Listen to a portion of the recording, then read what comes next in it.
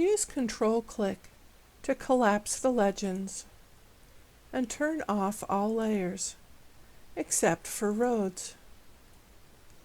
Open the Euclidean distance tool.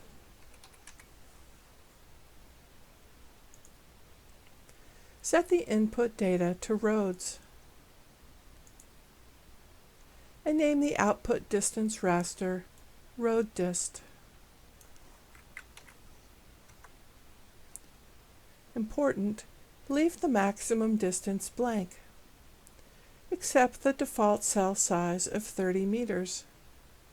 Specify an output direction raster, Road DIR. Run the tool.